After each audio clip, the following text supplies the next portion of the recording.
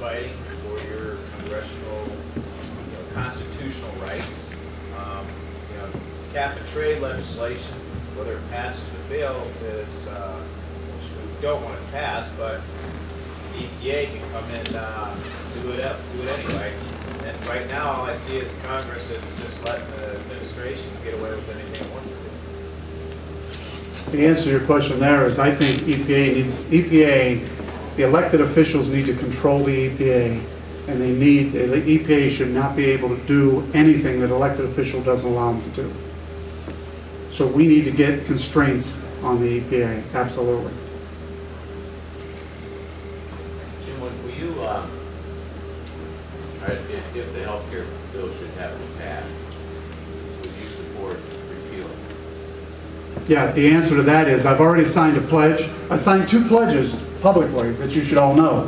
One pledge is with Club for Growth. It's on the internet, that I will do everything I can to repeal the health care bill. I did that immediately once I had spoken with Club for Growth. The other is I've already signed a no tax increase pledge. So I've already signed those. Both are on the internet. You're in the healthcare business. I really enjoyed your talk here today. I thought you covered a lot of ground. But on defensive medicine, I'm a person that thinks that, like, if I go to the doctor, I really kind of want him to practice defensive medicine for me.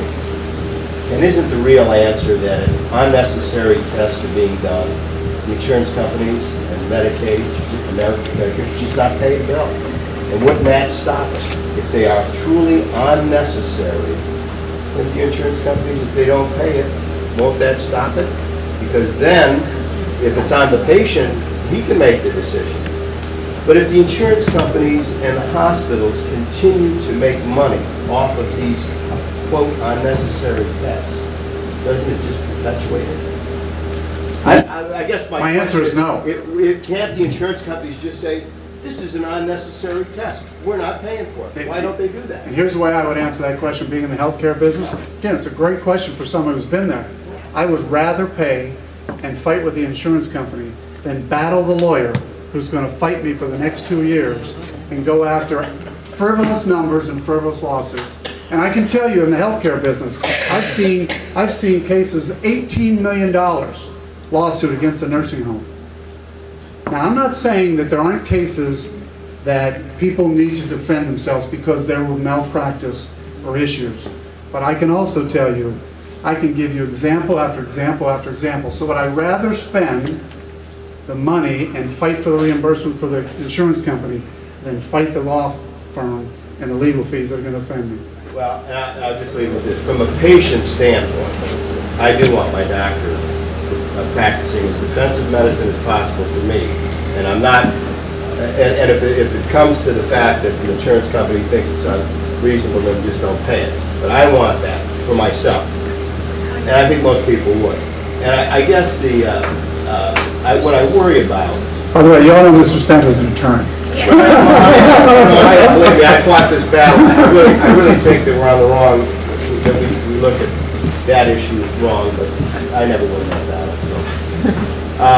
But you and I grew up in an era, and I think a lot of people here, that we really liked. I mean, I look back at my life, and man, I grew up at a great time in America. And I think most people feel that's slipping away from us. That's probably why some of these folks are here, and it worries me, because I actually think it is slipping away. And I don't really have a question. It's more, I'm just wondering, when we grew up, good wages for the average person, that was really something to be proud of. Good wages. And good benefits were something that we were proud to have. I mean, if we had a company that was paying us good medical benefits, that was great. And if we had good retirement benefits, that was great. And if we could make enough money to send our kids to college or take a vacation every once in a while, that was good. That's the kind of America I'd like. I don't know how to achieve it necessarily, but I would. That's up to you guys. But I would like to see that happen again, or at least continue. I don't know whether that's even a question, but it's just. Well, and again, I would tell you the same thing. I like to see that America. I also grew up in that era. I told you, my parents sold their house in 2000, which was 10 years ago, for $6,000. So I didn't grow up on a house on a mansion on a hill. I grew up in a very modest house. We took one vacation a year, and my dad saved up all the time for it, and just what Mr. Sanders was talking about, those were the greatest times. Didn't have government interference, didn't have the issues that we're having today. I want us to get back to that. I'm running for this seat because of my experience and because of just some of the things Mr. DeSanto said back there.